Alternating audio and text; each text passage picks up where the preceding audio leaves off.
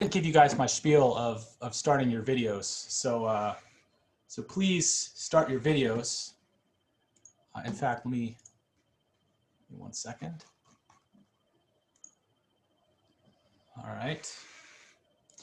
Started my version of the video. Give me 1 moment. All right. Okay. So anyway, I believe finals week finishes on December 18th, if I remember correctly. This is week 9, right? So if I did the math correctly, finals week should end on the 18th. I think that's correct, which means like we grade the following week, if I'm remembering correctly. So anyway, I've got this homework here, and there's just a few things that I have. This might just be what we end up doing. We're going to talk about equalization a little bit. We're going to talk about the wavetable synthesizer. We're going to talk about a little bit more about warping and grooves. That's something that's going to be kind of interesting. And we're going to talk about audio effect racks. And we're also, I'm going to give you an extra credit opportunity to program a vocoder.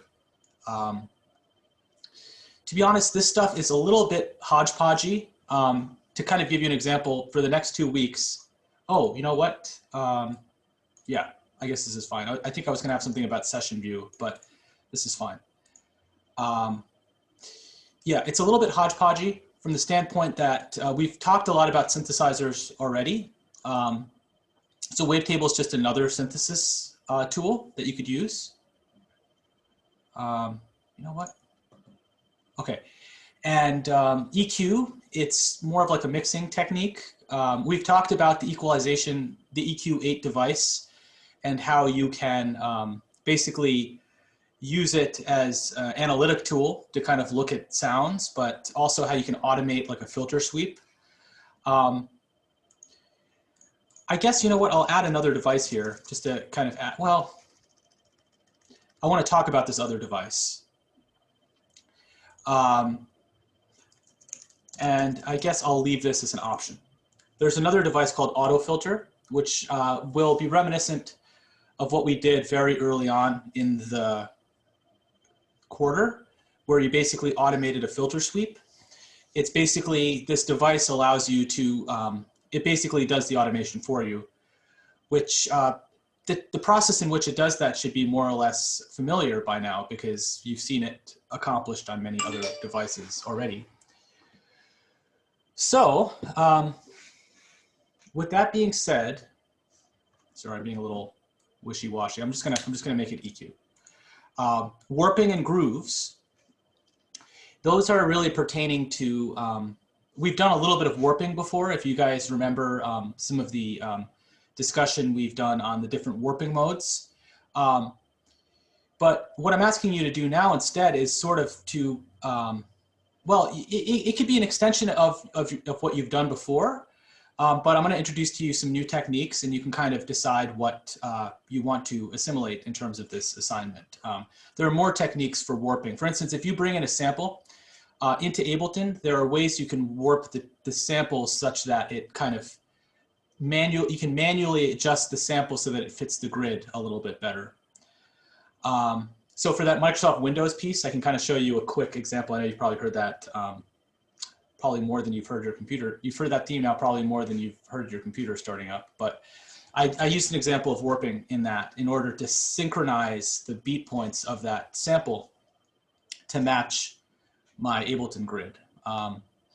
So another example of warping is when you are, you have like a dance track that you've downloaded off YouTube, and you want to tempo sync it inside Ableton. Like this is, if you want to do a remix, for example, there are certain things that you need to kind of be aware of in terms of finagling the warping algorithm. So we'll talk about that. And then an audio effect rack. This is probably what we're going to talk about first today. It's a pretty cool idea. So without any further ado, let's get Abletoning, and I'll show you an idea behind the audio effect rack. And then I'll show you in the context of another device. So again, this is going to be a little bit of a hodgepodge because I think you guys understand the basics of Ableton, so we might be going a little fast, but for the sake of your assignments, you should be able to handle it just fine, and we could reassess going forward. But there's a lot of opportunities, I think, to even do the assignment with your current level of knowledge. So let's see. I'm going to open up a recent set.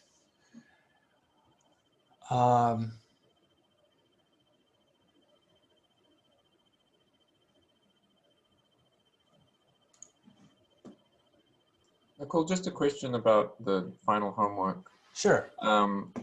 It's due on the Friday of finals week. Are there any meetings on finals week? Do we have lectures or sections? Oh, no. So we don't have lectures or sections on finals week. So we'll be finished next week. We'll be all done. I'll miss you guys. Yeah, normally there's like an exam or something or performance or something, but because of the nature of the class, I think it's facilitated just fine using discussion boards and things like that. So there's no final exam, it's just another homework assignment. Exactly, it's just another homework assignment, precisely. Right. So let me actually get something really quickly.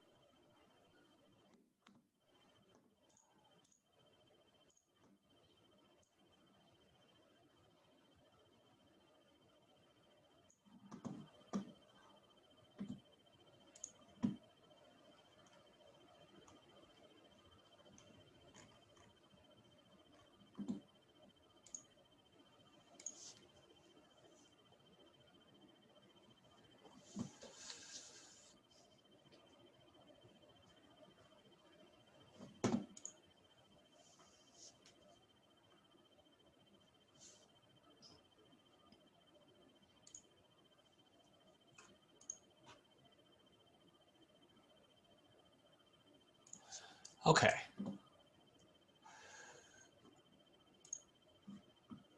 All right. Okay. So let's see if this audio works. Cool. Yeah. Sorry, before you go on, you mentioned that the assignment needs to be graded the following week after finals. Are you sure that the grades don't need to be submitted on Monday? Because if they do, then having it Pretty due sure on the Friday. deadline's Monday. The grades are due on Monday? Mm. That makes it a bit tricky with the grading. Sure. What if I move this to, I mean, there's plenty of time. I deliberately, yeah, having 2 weeks of time to do this is totally fine. So what if we move this to Wednesday, or would that be enough time, you think? For me, it would, yeah. And I think 2 weeks should be enough for the students to get it done. Totally. So I'll do Wednesday, December 16th. Thanks for letting me know. I was afraid of that. So, okay, great. Yeah, that's it. That's a good consideration. So let me actually, there is something interesting that I wanted to show you regarding this next track.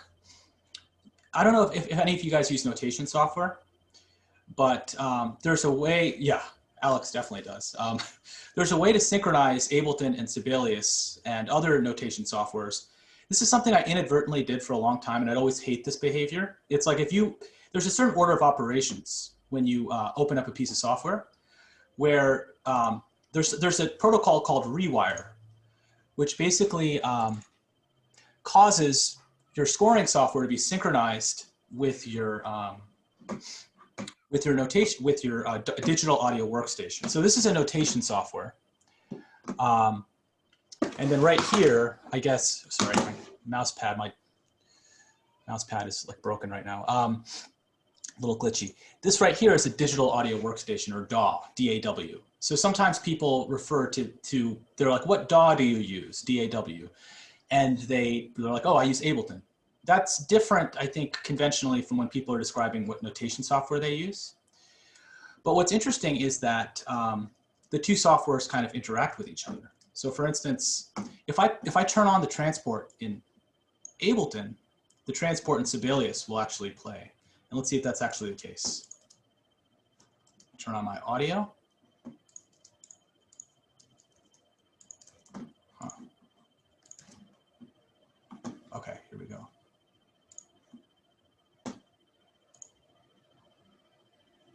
Can you hear that? Okay, let me actually, maybe I didn't share my computer sound.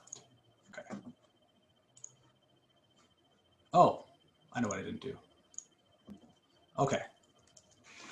So what I'm gonna do a Zoom audio device for my output. I guess I'll start from the beginning. I think this track is working.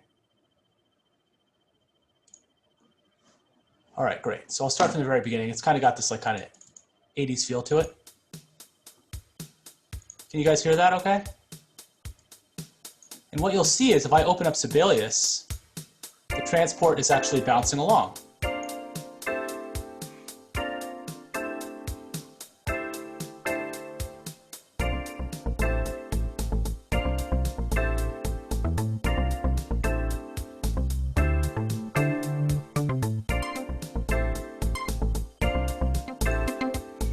So it's like, I want to add some like horn lines to this. So it's like I can compose.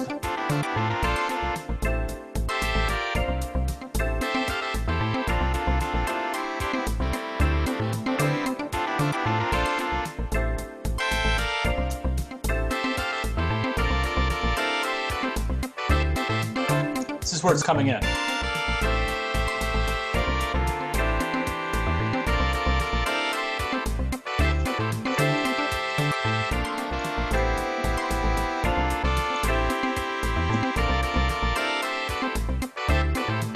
So it's perfectly synchronized, which is kind of cool because you might want to be in a situation where you're composing, like, you know, I'm still debating whether I want to have like choral lines, like just like kind of like a soulful kind of singing group, and then maybe have like a horn section. I'm still deciding, but there are certain situations when I feel a little bit more comfortable notating stuff, or I feel like I get more leverage compositionally that way. So this is kind of a default behavior. This is something that annoyed me all the time because I'd start Sibelius and I couldn't hear audio because rewire mode was on. And I would turn on Ableton and I'd be like, what's going on? And then finally, just like this quarter, I embraced it. I was like, wait a second, is this doing something I could possibly want it to do? And sure enough, all you have to do is, if you are in this kind of situation, is if you go to a particular audio track, remember you have to select where the audio is coming from. And if you have the audio coming from an external input, it's coming from the outside world. So that's what it's like by default. If you have it coming from your audio interface or a microphone, it's external. The input is external. But if I want it to come internally, like from within my computer, I can choose Sibelius as my input, and then all of a sudden, all this stuff synchronizes perfectly, right? If I just play it, and if I want to turn it off, I won't hear it anymore. Right? So it's an interesting feature for those of you who are inclined to do something like this. It kind of happens by accident. It's not too difficult for this to happen. So anyway, just a little bit of something to mention about this track. But what I do want to show you in the context, along the discovery of figuring out what an audio effect track is, I want to show you a saturator. Nakul? Yeah. Actually, before we move on, I'm curious, when you were playing from Sibelius, was that just one of the instruments or were they all coming in? Oh, that's a good question. So basically, I think the way it's set up, so if I choose Sibelius as my audio input, from the drop down, I only have two options, my mix left and my mix right. So as it is right now, it looks like I have basically the entire aggregate of what's coming in through Sibelius is just being mixed down into this left and right channel. In other words, I don't have the capability to just draw in, like on my Sibelius track, I have, as I have it currently, I have like 4 horns. Sorry, these are some lyrics. I was talking with Anthony Davis and he was like, oh, these are some lyrics you might add. So they don't make any sense right now. But there are trumpet, alto saxophone, tenor saxophone, trombone, and you would expect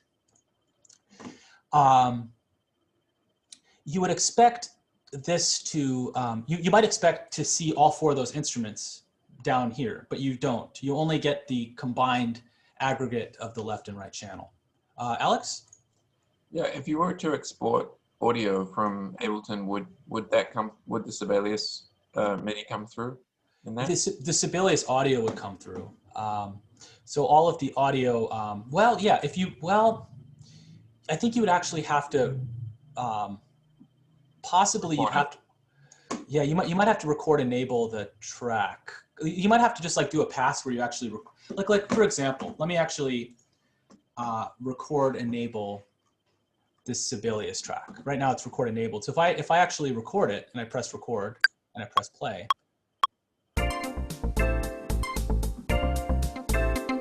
whoops.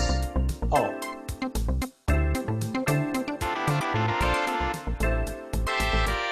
Right. So then the audio mixed down over here. So now I'm just going to hear.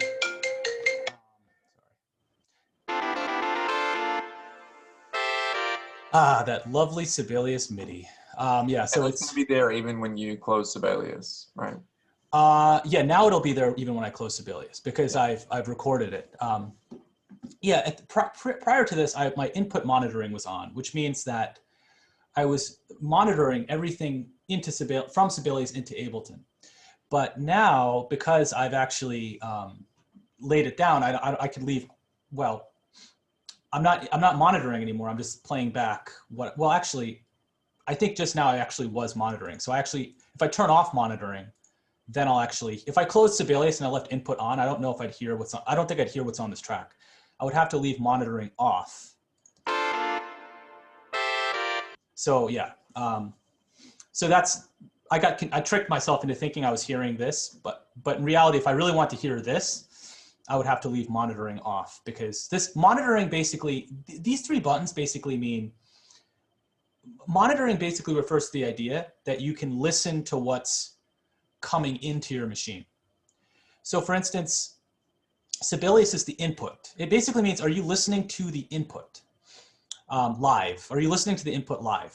So if I have input on, I'm listening to the input live. I'm basically listening to Sibelius. I'm basically listening to this input from Sibelius live right now.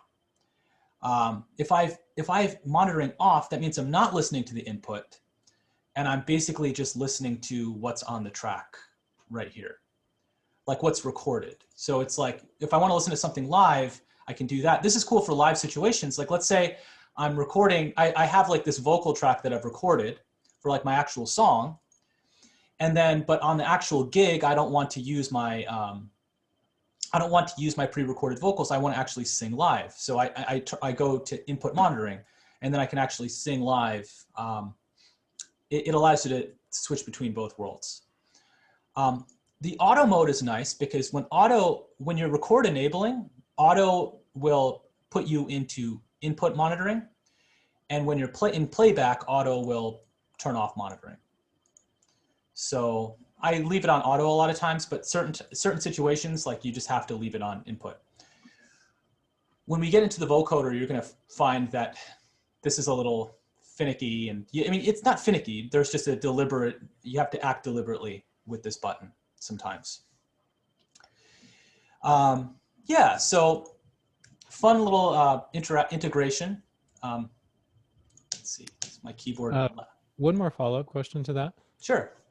Could you also export MIDI from Sibelius and import it into Ableton so you can use all the instruments in Ableton? Absolutely. That's something I do a lot, actually. I actually tried to make a plugin. So for instance, I have this MIDI bin where I was just like experimenting on this new recently. And so for instance, I have this brass. The thing about MIDI is, so for Sibelius, the process is, it's like you have to export the MIDI, and then you have to choose which MIDI type. If you're type 0, it basically squashes all of the MIDI into one file. If it's type 1, it separates all the different instruments into separate files. So then when you're in Ableton, like I have this MIDI folder, this is like a brass test. If I drag these, this is type 1 MIDI because I have 4 different instruments, but I have to create MIDI tracks for prepare myself so that I can actually drop them down. So I can export the MIDI, drop it in to Ableton, and then I basically have the MIDI. Of course, right now this is just sheet music without any device. So I need a device to actually make this sound like something. So if I play it right now, it won't sound like anything. But if I have some instruments on here, it could sound like what I had. So this is probably the most versatile way. So let's say you're working with like orchestral libraries, which is something I want to do more of. You could export the MIDI from Sibelius. Like the MIDI from Sibelius, the playback in Sibelius leaves some stuff to be desired in terms of the kind of quality of sound that they produce. But some of these like nice like East-West, East-West, but also BBC Symphony, Spitfire Audio has some really cool libraries of orchestral sounds that are really phenomenal. So I could export the MIDI from Sibelius and kind of do a lot of tweaking of the MIDI in Ableton. That's the Ableton way of doing it. I've been obsessing over this kind of workflow lately because other softwares can potentially do some of this, has better integration with MIDI back and forth, like Studio One, for instance, that DAW, you can use their Notion software, notate, and then press a button and it'll transfer the notation to Studio One, and then you press a button again, it transfers it back to Notion. So it's really streamlined. And there's this software called Dorico, and it works really well with Cubase, or it should in a couple of years. But it's not that painful to work this way. It's just, once again, if you're using MuseScore, it's the same thing. I just don't use it that often. You just export the MIDI, and then you go into Ableton, and then you just drag the MIDI into your project, and assign an instrument. And yeah, it's a lot of fun. It really liberates a lot of kind of dull sounding MIDI, because MIDI is MIDI. I mean, Sibelius playback isn't always perfect, so you can do a lot more stuff in Ableton to enhance the rendition of what you want to do. Yeah, great question. So I guess what I'll show you, let's see, what I'll show you is basically this device called Saturator, and plugins, audio effects, Saturator, and I guess I'll put it on like I guess I'll put it on my drums just for fun. Okay. Now I'll go into the OneNote really quickly, and I'll show you about what a saturator is. So a saturator itself, there's this little graph that kind of shows you something, and I guess we're going to talk about what that something is. So in the analog world of tape, there was this idea that when you recorded onto tape, there was basically a limit of the magnetic density that a tape could hold. Like basically this magnetic density encoded the information on a tape. Like just like little, just the orientation of the magnetism encoded the data on the tape. And like the amount of magnetism, like the amount of iron dust, magnetic oxide particles on the tape head itself determined how loud it was at any given time. So there's this idea that a tape could become saturated with magnetic oxide particles, meaning like the tape could just have so much so much of this magnetism that it would sort of start to distort and sound a little warmer. It's a pleasant kind of quality. It's an analog distortion. And this is actually a cool segue into distortion, which is a good thing to talk about. So this idea is, what this graph is showing you is basically like pre-saturation, like this is kind of the level it's at. And then this part of the graph is the most important part. It's showing you the transition from being unsaturated to being saturated. So it's showing you like how steep, like at some point, the sound is going to become saturated. But when will it happen when one magnetic particle crosses the threshold and all of a sudden, oh, we're saturated? Like, will it be like immediately sound saturated, or will it start to gradually sound saturated? So that's the idea. You're kind of like as you introduce more magnetic particles after a certain threshold, the sound becomes a little saturated. And this is more gradual on this particular setting. So just to kind of give you an example of what this could sound like, let me actually just solo the drum kit. Change my orientation. Okay. And I'm going to solo this drum kit. I'm going to put in some drive.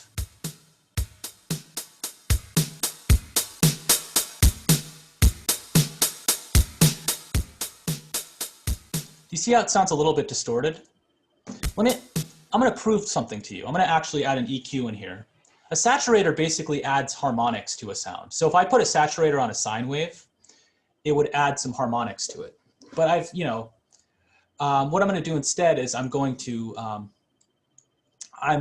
take an EQ on this sound, and I'm just going to show you how prior to the saturation, you're going to see less harmonics.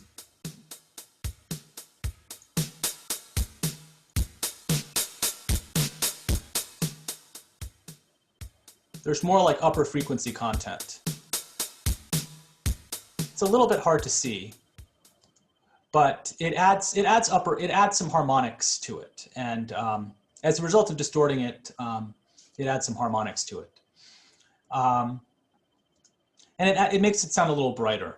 So a classic case when you might want to use a saturator is when you have bass sounds that you want to translate well onto smaller speakers. So for instance, I make some Instagram videos and people play them on their phones, and a lot of times the bass doesn't cut through, right? And the reason the bass doesn't cut through is because these tiny little speakers, this invisible phone, these tiny little speakers can't broadcast low frequency information very well. So if you actually take the low frequency and you add higher harmonics to it, you're actually going to make it so that your phone can register the higher frequencies. And so psychoacoustically, like perceptually, we're going to be hearing the bass sound. Even though we're not hearing the lowest notes, we're still going to hear the bass sound as a result of the low sounds getting reinforced by these higher frequencies. So that's kind of a use case for saturation. You're trying to add some harmonics to the sound. It just lets the sound shine a little bit more. So one thing about saturation is, I guess this knob right here, this drive knob, lets you determine how much you're saturating the signal. It's how much input how much like magnetic oxide you're putting into this, how much magnetic tape, how many magnetic particles you're kind of saturating the tape with. So as you turn up this knob, like this tape head is being saturated with magnetic particles. And the tendency is for the sound to kind of want to be saturated as you turn this knob up, right? Because more and more sounds are on this kind of side of the threshold, and less sounds end up being on this side of the threshold. Because like this is like a volume, I guess like the x-axis would be like the input signal, and then the y-axis, the input volume, and the y-axis would be the output volume. Right? So as you're, I guess it's also useful to think about it in terms of this saturated quality, right? So as you approach this threshold, the signal will become more saturated very quickly. And so if you turn up this dry knob, you're increasing the signal that comes in, the input signal gets louder and louder, and it will have a preponderant, it will have a tendency to become saturated. So I'll turn off the drive, I'll put it at 0. Play. It's pretty soft. Turn up the drive.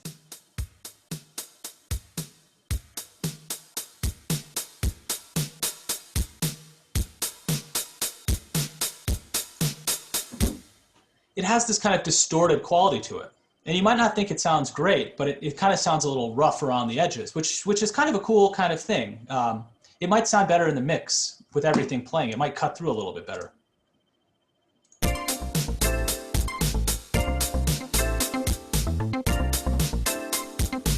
Right? It might be a little bit too much. It may not be exactly what you want to do, but in any way, you're boosting the volume of the signal, but you're basically adding some harmonic distortion to the signal. You're adding some upper harmonics, and some of those upper harmonics are getting are pretty loud. So again, to change the shape of this, if I go to instead of analog clip, I go to hard curve. Notice how now I'm basically, as I come to this threshold, it's like, you know, you just throw one more particle of magnetic oxide onto that tape, all of a sudden the signal is going to become saturated, right?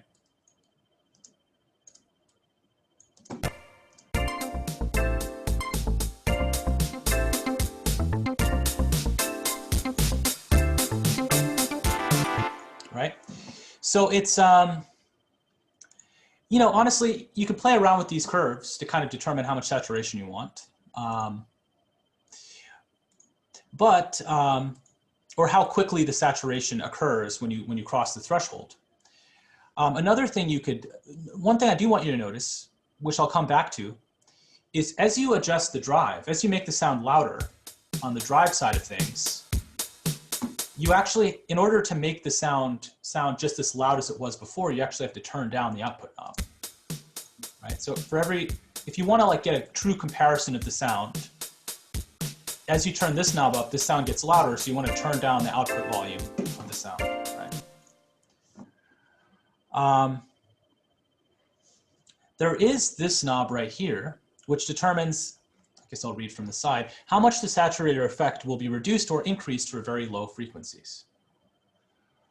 So if I lower this knob, or I increase this knob, the saturator will start saturating the lower frequencies.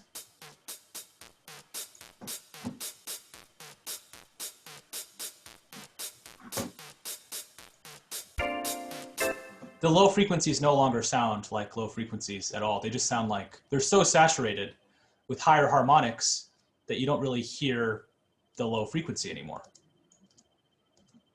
So my space bar isn't working very well. Solo in the sound. Right, if I lower this value,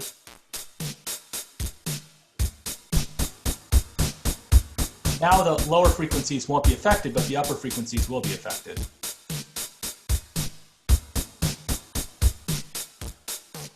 Right?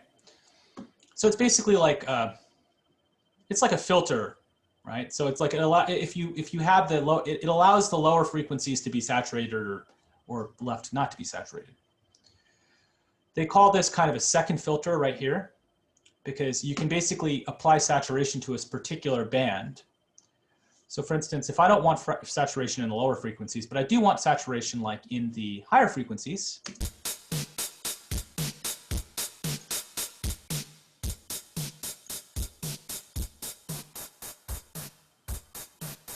and see what happens. I turned up the depth all the way because this is like the dry wet knob for this particular filter. And notice what happens as I change. You see different frequency bands getting saturated.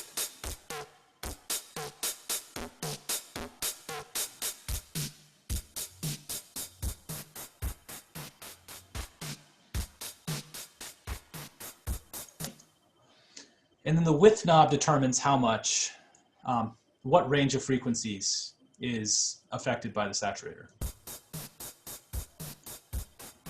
What range of frequencies is affected is the second filter is affecting. But it gives it a little bit of edge. It gives it a little bit of rawness and distortion. This is kind of going into the realm of distortion. Sometimes you want to add some distortion to your sounds. There are a lot of plugins in order to do that. I won't go into them right now, but just to give you an idea of what they are, there are basically, if you go into, you could go into your pedal plugin, you could go into the overdrive plugin, you could go into the erosion plugin. A lot of these kind of work similarly. They kind of apply, they add some harmonic distortion to the sound. And a saturator, I think, is a cool way to kind of explore these concepts because it shows you this graph and it shows you what happens as you approach a certain threshold. Any questions on this? Oh yeah, Alex. Sorry. So I'm a little confused about what the graph is showing. Like, are we seeing time? What is the x-axis? The x-axis is the input signal, like the level of the input signal, and the y-axis is the level of the output signal. So let's think about it this way: if the level is really low, you're guaranteed to not be saturated, because like the output, I kind of think of as the y is basically like a little bit like a compressor. It's like it's the threshold for it being affected by the saturator. Exactly. That's a great way of thinking about it. So it's like this right here is like the threshold in which this saturator will start reacting, and then you can make this steeper or less steep. So like you can make it's like this is kind of like the attack in some ways, or I don't know. It's not exactly a perfect analogy. It's like the knee. We didn't talk about the knee of a compressor. I maybe should talk. This is like the knee of the saturator. I guess you can think of it that way. Basically, it's how quickly it's like at what. So the saturation occurs at a certain threshold, right? But then, like, how quickly does it near what level does it start applying the saturation near the threshold? It does. So let's look at the most extreme case. Let's look at this case. In this case, the threshold's right here, and then it's like immediately saturated. Like once you get to this level, the sound like goes from being unsaturated to being saturated, like instantaneously. Like if you're like 4 decibels loud, you're unsaturated. If you're 5 decibels loud, you are saturated, right? So this is what they call a hard knee. A hard knee means like the threshold is very basically immediate. Like the threshold is like where the threshold is, and nothing happens like before the threshold. Nothing anticipates the behavior of the threshold. Whereas right here, you can consider like here kind of the threshold of like when you become really loud, like when you become really saturated. But as you approach this threshold, like the sound becomes a little bit saturated as it approaches this final saturation level. So meaning if you're 4 decibels, you're going to be a little saturated. If you're 5 decibels, you're going to be a little bit more saturated. If you're 6 decibels, you're going to be even more saturated. So it like grades the saturation according to the amplitude. Absolutely, absolutely. That's a good way of putting it. It grades the saturation. Grades saturation. Yes. And that's a way of kind of thinking about the knee of a compressor too. It's like it grades the threshold of a compressor. So it like this, the knee here kind of grades the threshold of saturation. It grades the saturation. Yeah, I remember this graph was very confusing for me for a long time, but it's just, yeah, it's like the transition to, yeah, exactly. To transition to saturation. So let's see. Why don't I talk about, if there are no questions about this, feel free to ask questions. They're all really good questions. But if there are no questions, I want to talk about an audio effect rack. So it's one of the things for your homework assignment. And I think the saturator is a good way to describe this, to use this, okay? So what I'm going to do is I created this audio effect rack. I'm going to undo and show you what I did. Basically, took an audio effect rack here. I dragged it right here, okay? And then what I did was, it says drop audio effects here. So what I did was I dropped the saturator right here. And now this audio effect rack has the saturator in it. Now, one thing that you could do, that I recommend you do, is to always look at the info view when you're examining new properties. So I always forget what these buttons are, but I look at the info view. I know what they're supposed to do, I just forget which one's which. So what happens right here is you can expose these macro controls. And you've probably seen a lot of these macro controls on a lot of devices. Like you might go to a specific device, you know, here's an example, like right here on my hi-hat. Like there are these 8 knobs that somehow are mapped to all these particular parameters, right? So the idea behind this, the amazing thing about Ableton is that if you click this button, you can basically assign any of these buttons to be controllable by these particular macros. In order to do that, let me just show you what I'm talking about. So first of all, audio effect rack, right? Put my saturator in there.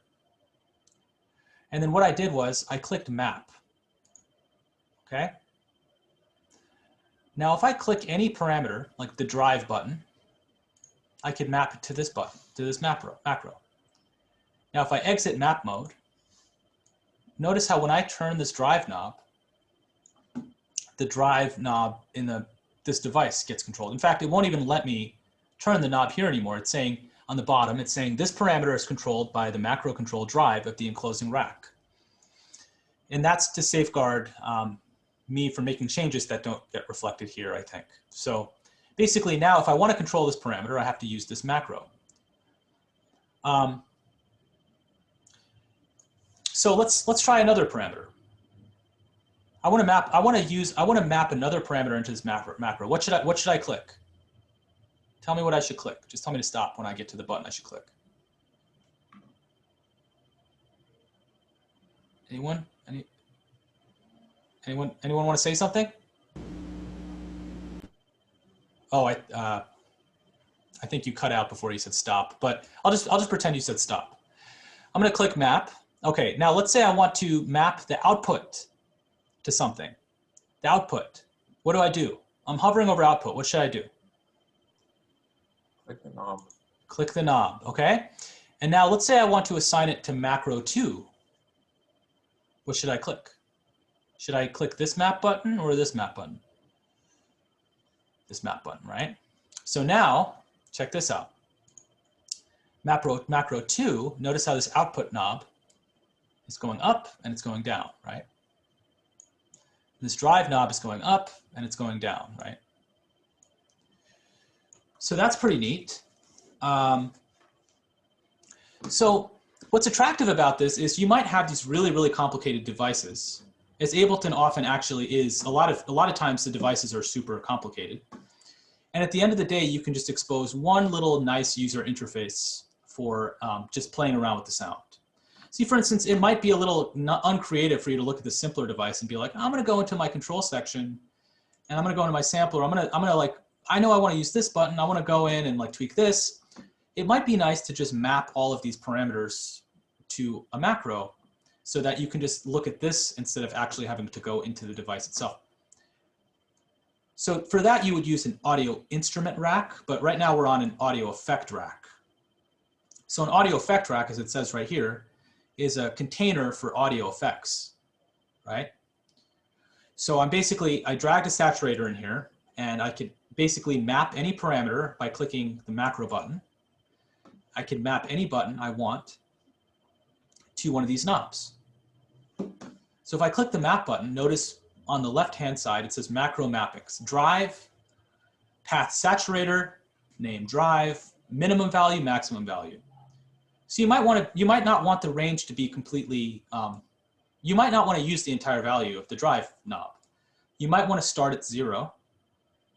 You might want the leftmost point of the knob to be at 0. And you might want like the rightmost point of the knob to be at like 5, just as an example. So now as I turn this, I can only go from 0 to 5, right? So as I'm here, as I'm turning this knob, look at this knob, right? It's only using a fraction of the range of this knob. But here, it's using the full range of this knob. So like this is useful because you might find a really chaotic button. Like if you turn this knob too much, like the world explodes or something, right? You don't want to risk that during your performance. Like maybe you turn the knob too much. Like this knob is a great candidate. If you turn this knob too much, the sound gets really loud really quickly, right? So you might not want to turn this knob all the way. Like you'll just blast the ears off of everyone, right? So in other words, if I click this map button, I can set the range for the macro knob. And here's another interesting thing. You can map more than one parameter to one knob. You can have one knob to rule them all. So let me delete these mappings, and I want to show you something cool. Remember how before I showed you how like when you turn up the drive, you want to turn down the output?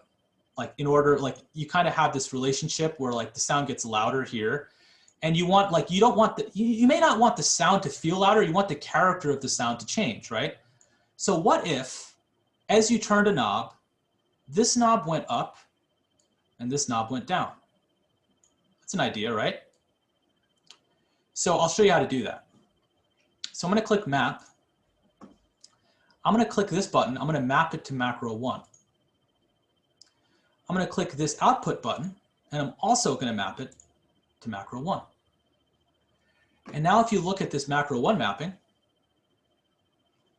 both of these particular parameters, the drive and the output, are mapped to macro 1.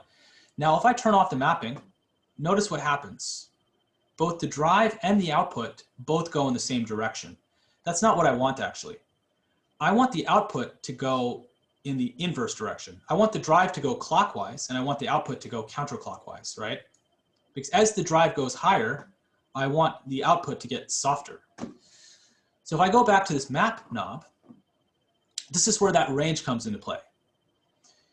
So if I'm on macro 1, and it's saying the minimum value and the maximum value of the output is negative, the minimum value is negative 36, and the maximum value is 0. What if I flipped that? What if I said the minimum value is 0, and the maximum value is negative 36? Okay? So now look what happens when I turn this knob. As I turn the drive up, the output goes down. Ah, magic, right? So let's see if this is pretty cool, but in all honesty, I'll probably have to finesse this a little bit. This probably won't be exactly what I want. I might actually have to go in and change the range. It might just seem a little quiet for whatever reason, so I might have to do something like this. I'm not sure what I'm gonna have to do, but this is the basic behavior I want. The drive goes up, the output goes down. So let's see how this sounds.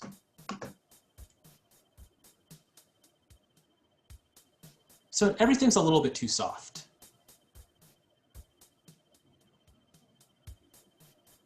But I'm hearing the saturation, which is cool.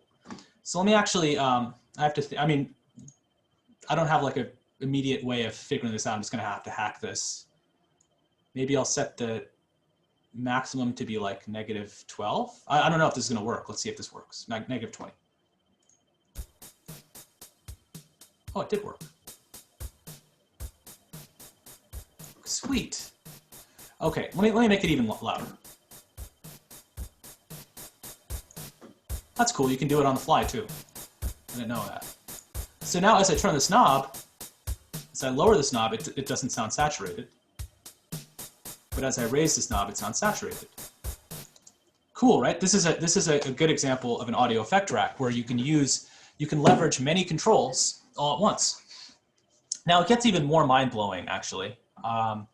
But I'm wondering if I should suspend the mind-blowingness, or just maybe I should just tell you, and I could space this out and tell you more about it next time. Well, you know what? Keep going. Okay. Okay, cool. So here's what's cool. Here's another thing that's really cool. Let me see if I remember how to do this correctly. Let's see. Okay, now here's something that's really cool. Okay, I'm gonna add in another device. So right here, basically, this is like the device view. I could show the chains, all the different effects that are being on this chain. So I can rename this one, it's called saturating, right? So I've got one effect on this audio effect rack. Let's say I want a chorus also. Okay. Okay, I want a chorus here as well. And let's say I also want a delay.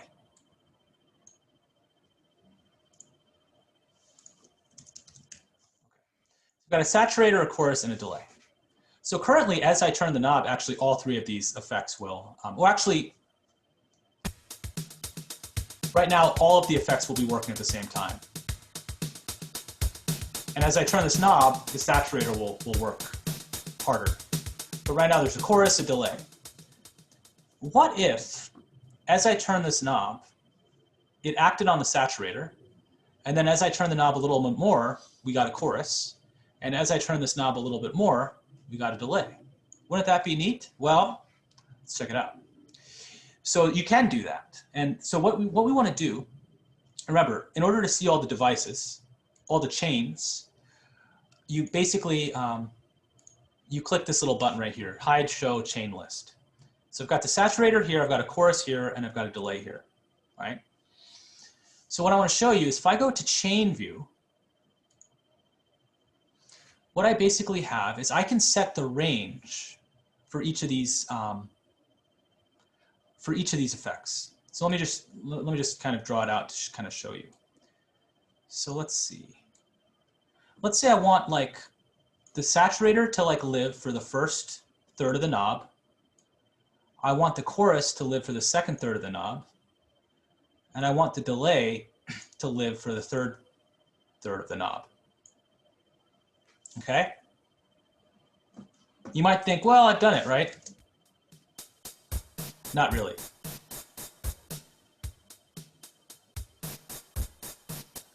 Right now, all I've done actually is think about it this way. Right now, it's the sound is only hitting the saturator. Because you see this blue line? This blue line is hitting the saturator right now. So you're not going to hear the chorus and the delay. So what we want to do is we want to map this blue line so that it can move left and right. So what I'm going to do is I'm going to click map. And I'm going to click this, the chain select ruler. And I'm going to map it to macro 2. So I clicked this, remember, and I mapped it to macro 2. And now look what happens as I turn this knob. You see how this particular effect selection is being selected for you? So right now, as I turn this knob, I'm going to first hear a saturator, then I'm going to hear a chorus, then I'm going to hear a delay. In fact, just to make it a little bit, yeah, I mean, that's fine. Just to make it a little bit more dramatic, I'm going to replace the chorus with some really trippy grain delay effect.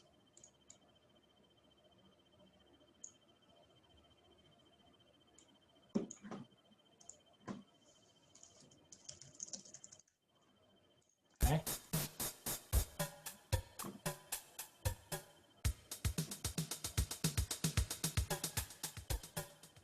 Right, so now I'm just experiencing the grain delay, and now I'm just experiencing the saturator. Grain delay, delay.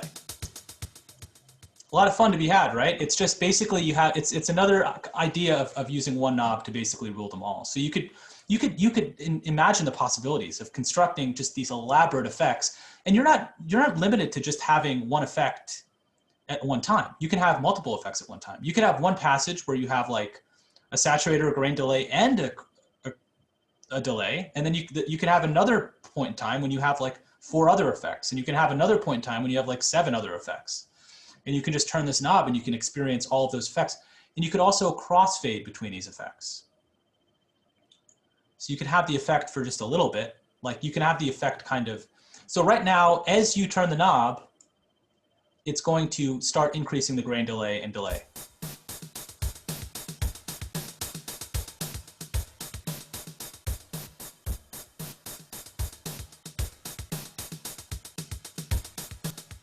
And now it's not doing anything, right? So yeah, the audio effect rack, pretty powerful stuff. There is something I could show you. You know, this is another opportunity. Since we're on the subject of audio effect racks, I'll show you this other thing really quickly. I guess I'll delete this whole thing. Let me see if I can actually recreate this effect from memory. Nakul, you could also automate those master knobs, right? Oh yeah, absolutely. So for instance, if you wanted to, you just turn on automation mode, click this chain selector. So let's see what happens. Let's just automate it and see. So right now I've selected this particular chain selector knob. I'm going to go to the appropriate drum track, and you notice how the automation selector is exposing this chain selector, right? So now I could just do something like this. You know what, let me actually increase the range.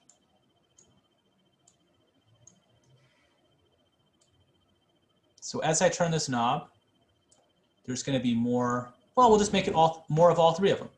More saturation, more grain delay, and more delay.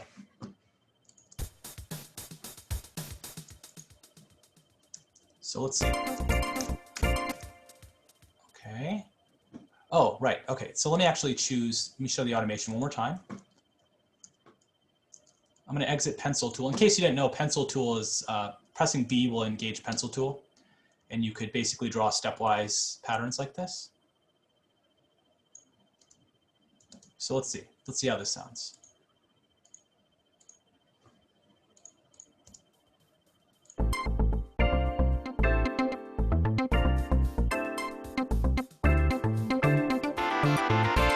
Okay, here's one thing that I do want you to be aware of. By default, when there's no effect being played, no sound comes through. So this is something I discovered. So notice how like there's no sound being played right here. Like as I, right? That's probably not what you want, right? You want some dry signal as well, right? So here's how you solve that problem. You can right click here and you can click create chain. And what this chain is, it's basically a dry signal. So essentially I just created a chain. If I double click, there's literally no effect here. It's just, I can just rename this and call it dry, right?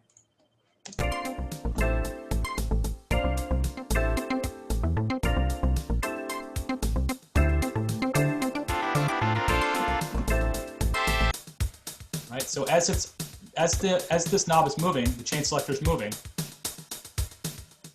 it's getting more and more trippy, right? But this was an important thing that I'm glad I mentioned just now. If you have this sort of configuration where you're fading from nothing to an effect, you'll want to have a dry signal in the mix. And all you have to do that is to create a chain. Right? Because right here, where it says show hide chain list, it shows you all the effects that you put on this track. But if the effect is totally off in this chain, you're not going to, no signal is going to be going through the effect. So you need some effect where there's signal passing through. And so this dry chain is basically a way of achieving that, where you can have sound piping through. It's just basically an unaffected version of the sound. And then you kind of fade in all of these other things over here. Yeah. Let's see. I think this is an opportunity to show you another thing about audio effect rack, which I might actually have to do in the context of showing you another synthesizer. But I think I basically told you the basic thing about audio effect racks. And instrument racks kind of work the same way. But let me actually, let me just pull out this instrument really quickly. And I won't really explain what we're doing here, but I'll show you this cool thing. I'm going to take this instrument called wavetable. I'm just going to get a preset, maybe this is amber low glow, right? Amber is the color of your energy. So here we go. So I've got this particular sound, and I'm going to add an audio effect rack to it. And what I'm going to do is I'm going to take an audio effect rack. I'm going to see if I remember how to do this. I might have forgotten how to do this, so we're going to see if I succeed. I'm going to take a reverb.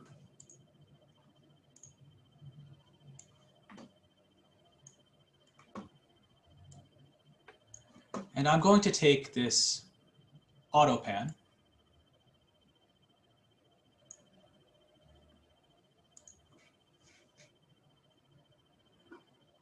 Okay. First of all, I guess I'll just show you what an auto pan is. I'll back up, okay? So an auto pan is an interesting effect from the standpoint that if I have the sound, you can't, I don't know if you can hear this through Zoom, but it'll actually cause the sound to bounce left and right. So let me actually create a MIDI clip. Gosh, lots of robocalls, unless that wasn't a robocall. Let me create a MIDI clip.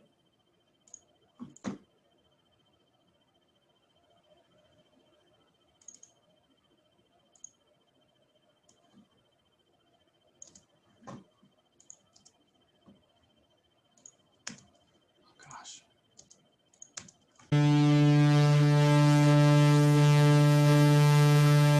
Right?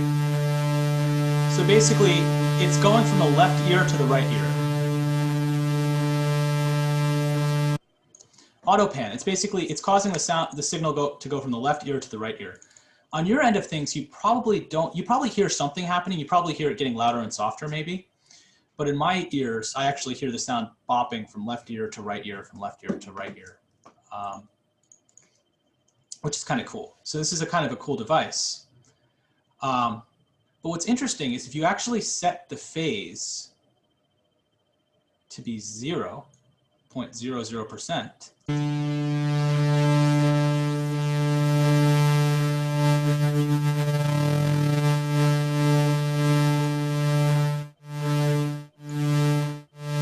you actually have this little LFO kind of action. Because what's happening is, normally when you have this autopan, this left signal is the blue graph. It's basically the volume of the left signal is the blue graph, and the volume of the right signal is this orange graph. So the idea is you're always going to hear something, because when the left is loud, the right is quiet, and when the right is quiet, the left is loud, right? So you kind of hedge these two against each other, and you always hear sound. You might hear some in the right speaker, and that's what actually gives you the perception of hearing it in the left and hearing the right. If you hear more sound on the left than you do on the right, you're going to feel like it's coming from the left ear. If you hear more sound coming from the right than you do from the left, you're going to feel like it's coming from your right ear. And that's actually how we localize sound. If you play two sounds of equal volume in front of you, you can't really tell which direction the sound is coming from. But if you play two sounds in front of you, and one of the sounds, and they're identical sounds, and one of the sounds is a little louder than the other sound, you're going to feel like it's coming from that direction, which is pretty interesting. So that's what this autopan is trying to exploit. Basically, it's the same signal being sent to both the left ear and the right ear, but depending on whether it's louder on the left or louder on the right, it'll feel like it's in your left ear or in your right ear. So when it's out of phase like this, basically when you have the left channel and the right channel, you're going to be experiencing this, this effect of just this moving from left to right to left to right to left to right, right?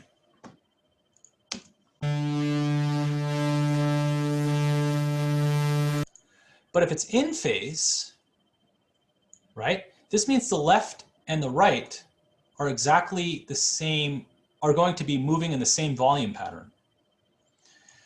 Which means the left gets louder, the left gets louder, the right gets louder. The left gets softer, the right gets softer.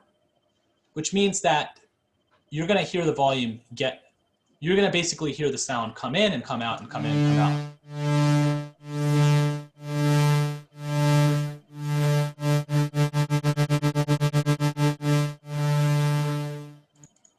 So it's an interesting way to kind of get an LFO for a sound that might not have an LFO. In this case, this sound does have an LFO. But if you want this kind of effect, you can use an autopan to kind of achieve this effect. There's another effect with a reverb, which I don't trust myself to create in real time. So I'll come back to it. But it's interesting. You can change the shapes. It's just like any LFO. Remember, I think we were talking about like 4 characteristics of LFOs.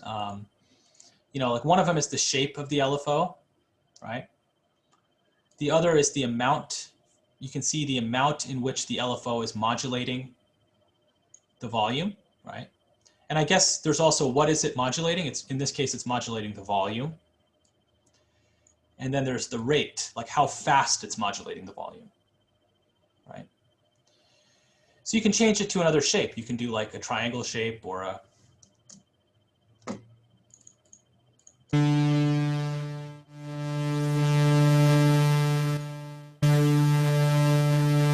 noise shape. You can have it do things rhythmically. This is a cool device. You can do all kinds of glitchy stuff if you do this in rhythm. If you turn on beats mode, right? So this is one of the devices that is pretty cool, autopan. now, let's see. Let me actually just take a look at the homework really quickly to see if I'm staying on track. Okay. I think it's worth just giving you a little bit of insight into wavetable, so we get a little bit of a head start. Wavetable. Let me go into plugins, sorry, instruments, wavetable. Okay, go to the OneNote. I have something about wavetables.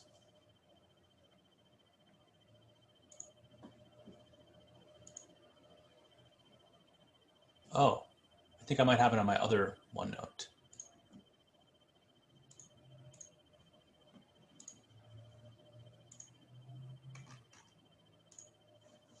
Okay, let me actually copy this. I thought I was editing the wrong one. So let me go back to this.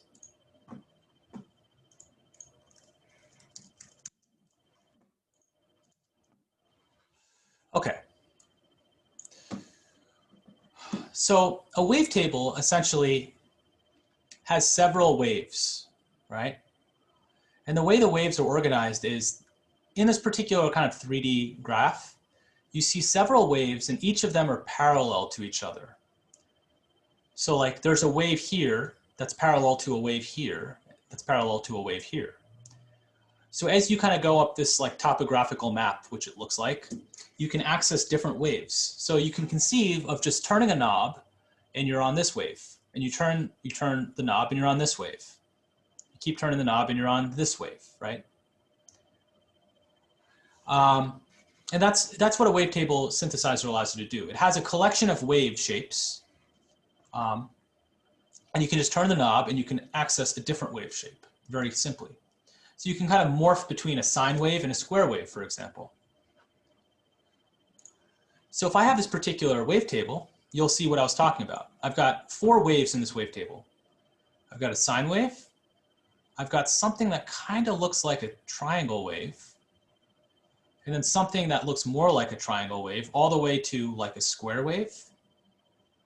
But you see that the waves kind of change gradually, right? So if I play a particular sound, ooh, let me turn on my keyboard. So for instance, I'm going to play a particular sound. Keyboard registers that it's on.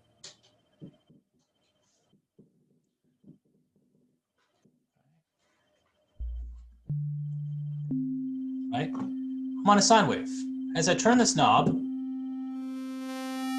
now I'm on a square wave. Sine wave, square wave. If you don't believe me, well, that's just too bad. No, if you don't, well, if you want proof that that's actually what's happening,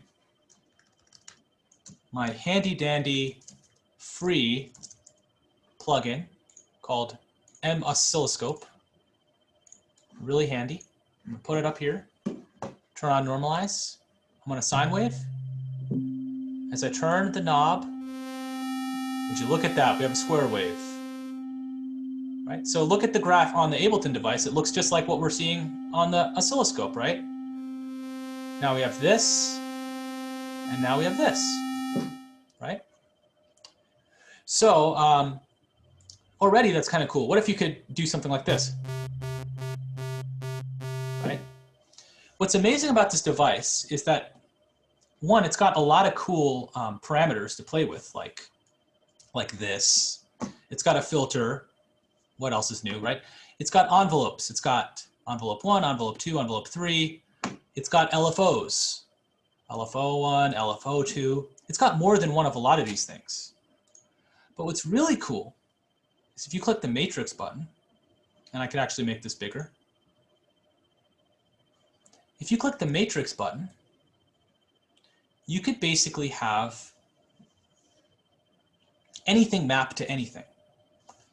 So in other words, these are the modulators. This is the modulation matrix.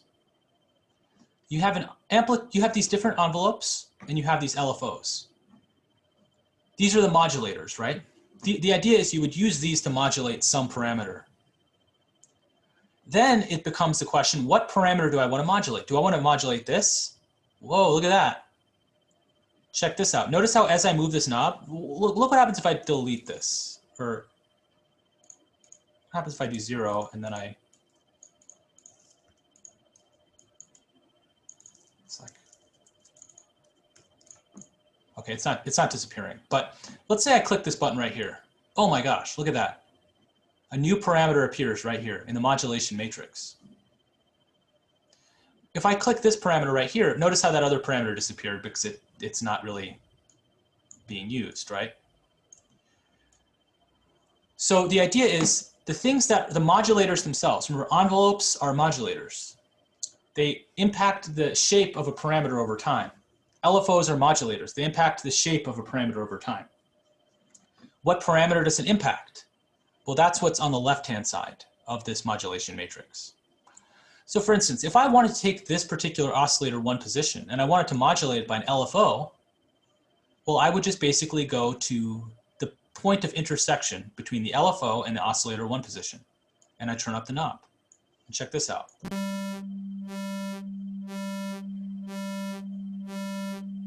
Simple, right? How easy could that be? So basically, I just set the LFO modulator to modulate oscillator one position on this wavetable. And you even see what it's doing right there. Cool, huh? Okay. Now, where is LFO1, right? LFO1 is modulating oscillator one position, but where is LFO1? Ah, it's right here. What if I wanted the rate to be a little faster? What would I click? Rate, amount, shape, offset? What if I wanted the rate to be a little faster? Click rate, right?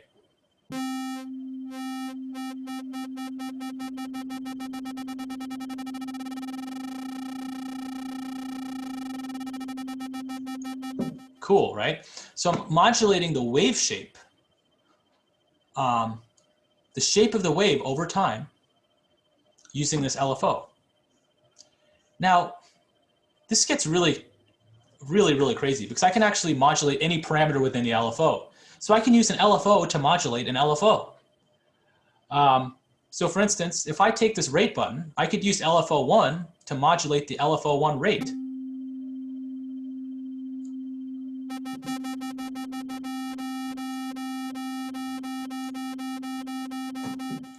Let me actually do it with another LFO. So let's say I'm going to use LFO2 to modulate LFO1's rate.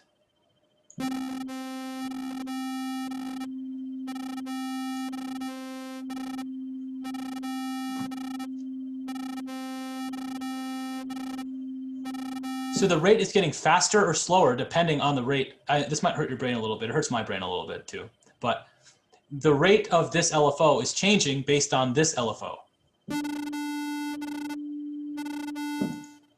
So in other words, you could use any parameter that you see, and you could use a variety of modulators to modulate that parameter.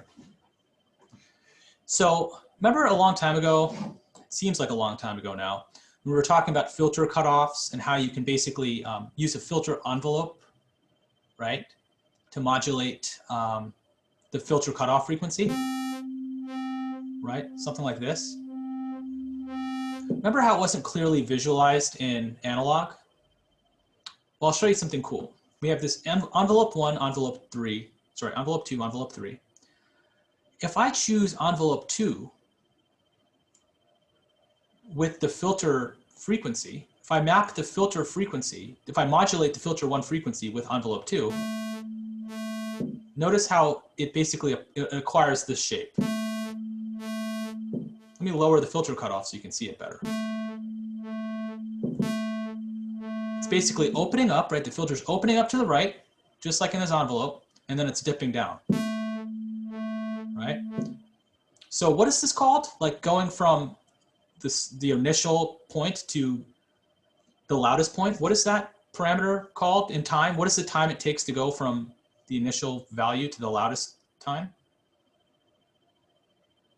The loudest point? What is that called? What does this A mean? Say Attack. Attack, exactly. So it's pretty quick. What if I made this really slow? notice how this filter graph is creeping up very slowly before it gets to the loudest, the highest filter cutoff frequency. And then after that, it just will jump back down.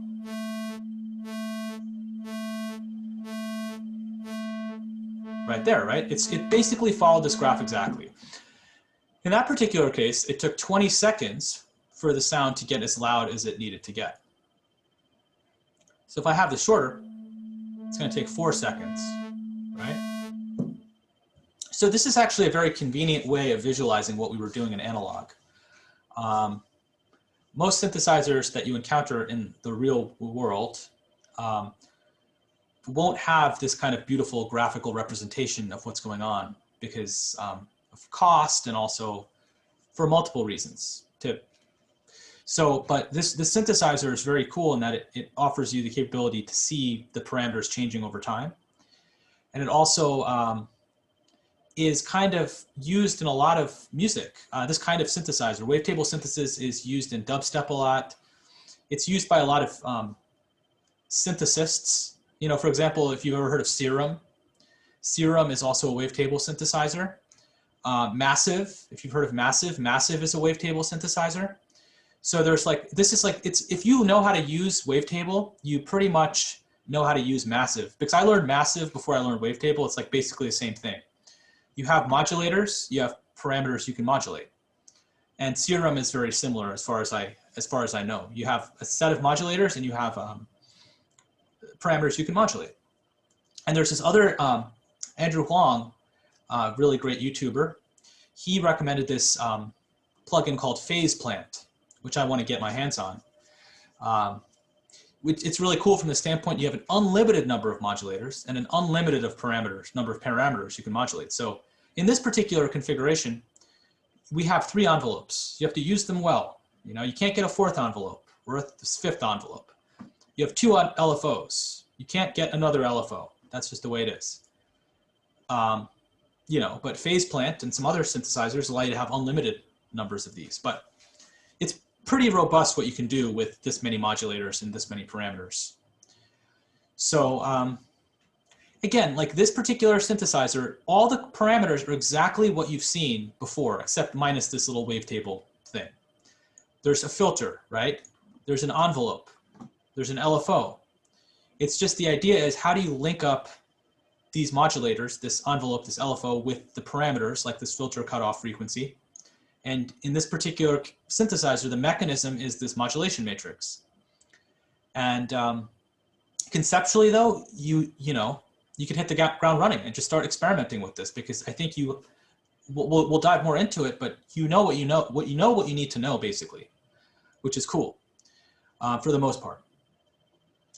Anyway, I know we're just about to, I think we're just out of time, but I'll stick around for a moment, for a little bit. If anyone wants to ask me anything, let me stop the recording.